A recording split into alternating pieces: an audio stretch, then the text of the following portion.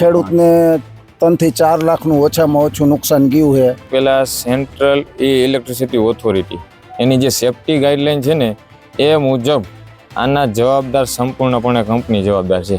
અને જે લીંબુનો બગીચો હતો એમાં ટ્રેક્ટરો અને વાહનો અને બધું નુકસાન બહુ કરેલું એ વખતે. આમાં આ તો કરો ઉપરવાળાની દયા, કાંઈ પશુ કે માનહાનિ નથી થયું. હવે માથે આ તાર પડે શું થાય? અને આગળના જેના વળતર બાકી છે પહેલા એ વળતર આપે. થાંભલાના તારના કોઈ પણ ખેડૂત રહી ગયા છે અને પછી અમે આની કાર્યવાહી અમે એને આગળ કરવા દેશું.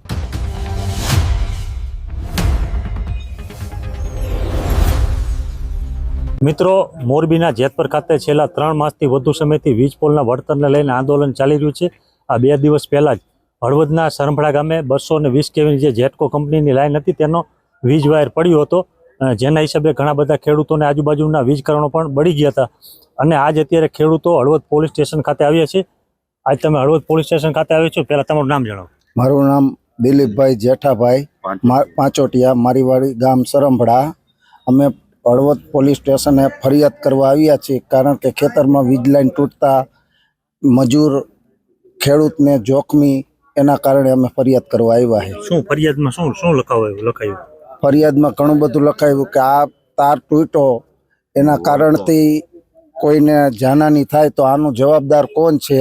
અને આજુબાજુના 4-5 ખેતરમાં તાર તૂટ્યો એને પણ ઘણી નુકસાની ગઈ છે.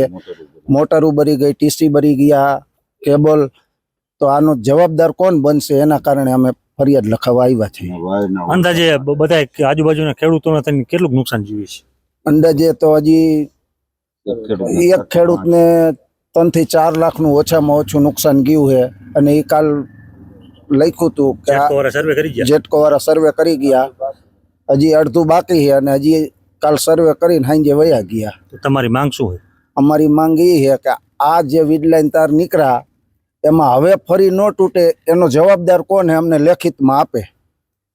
અત્યારે તાર રિપેરિંગ કર્યો કે બાકી? હજી તાર બાકી છે. નુકસાન થયું વળતર કોણ આપશે? અને વળતર કોણ આપશે? અને આ તાર એને જે જવાબદાર લે, તાર હમો કરવા આવે અને જવાબદારી લે કે ભાઈ હમો કરવા દો, તો એનું અમને લેખિતમાં આપે કે અમે બીજી વાર તૂટશે તો અમે આનું લેખિતમાં હઈ અને લેખિતમાં અમને સહી કરી દઈએ.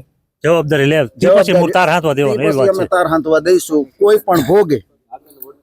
અને આગળના જેના વળતર બાકી છે પહેલા એ વળતર આપે. થાંભલાના તારના કોઈ પણ ખેડૂત રહી ગયા છે અને પછી અમે આની કાર્યવાહી અમે એને આગળ કરવા દેશું.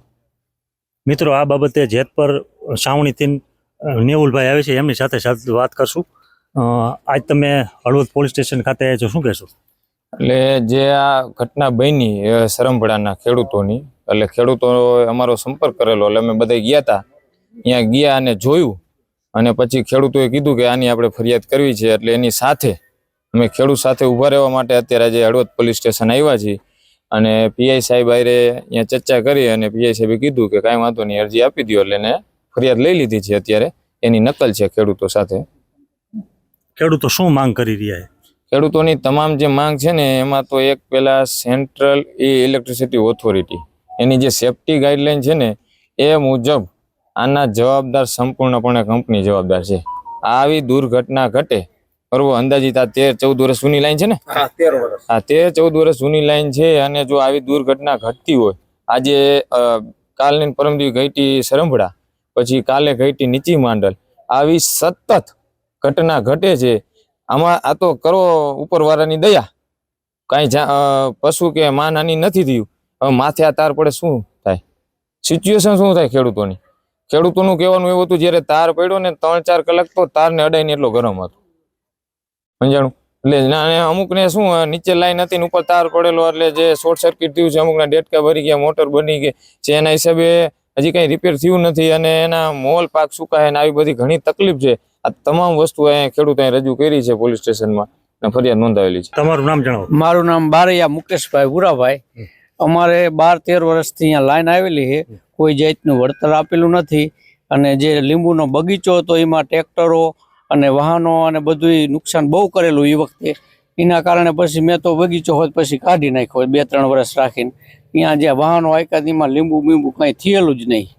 અને હાલ અત્યારે આ તાર તૂટેલો છે, તો એના હિસાબે અમે અહીંયા આવ્યા છીએ કે અમારું જૂનું વળતર હોત અમને આપે. થાંભલાનું વળતર પણ આપે. એક આ લાઈન નીકળી એનું વળતર કઈ આપેલું? ના, કઈ વળતર આપેલું નથી. પછી જેટકોના અધિકારી સાથે તમારે કઈ વાતચીત થઈ? જેટકોના અધિકારી સાથે વાત થઈ હતી, એ કે અમારે કે એમાં તપાસ કરવી પડે, તમને આ વળતર આપ્યું છે કે નથી આપ્યું કે શું કર્યું, એવી રીતે એમને કીધું છે. વળતર કોઈ જાય તો એમને આપેલું નથી અમને. મિત્રો, આ 13 વર્ષ પહેલા લાઈન નીકળી છે, હજુ સુધી ખેડૂતોને વળતર મળ્યું નથી. આપણી સાથે હળવદના જ શું કહેશો?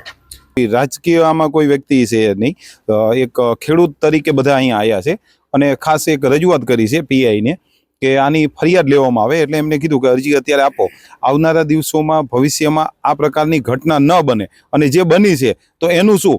એટલે ખેડૂતોની ખાસ એક જ માંગ છે કે જે કંઈ નુકસાન થયું છે એ નુકસાનનું પૂરેપૂરું વળતર આપવામાં આવે, પછી જ આગળ કામ ચાલુ કરવામાં આવે. અને જો આગામી દિવસોમાં આ નુકસાનનું જો વળતર નહીં આપવામાં આવે તો ખેડૂતો કોઈ પણ ભોગે આ લાઈન રિપેર કરવા દેવામાં કોઈ પણ મતમાં નથી ખેડૂત. અને આનાથી પણ ભવિષ્યમાં જોવી છે. અત્યારે જે કંપનીએ પણ કીધું છે કે ટૂંક સમયમાં વળતર આપશું, પણ ટૂંક સમય નહીં, કારણ કે ખેડૂત અત્યારે બાપડો બિચારો ખેડૂત. વરસાદ પડ્યા પછી અત્યારે તમને ખબર છે કે કેનાલ ચાલુ થઈ છે, બરાબર, પાણીની પાકને અત્યારે ખાસ જરૂર છે. તો મોટરો ને એ તો બધું બંધ છે, કેબલ ટાટર બધું ભરી ગયેલું છે.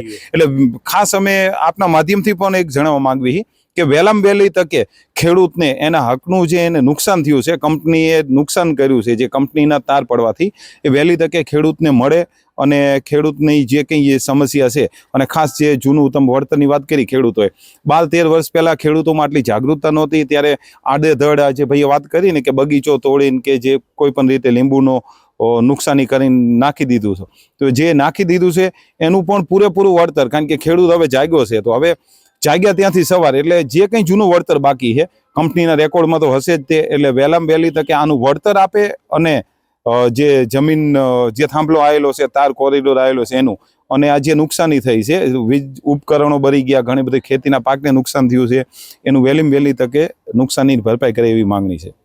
આભાર મિત્રો.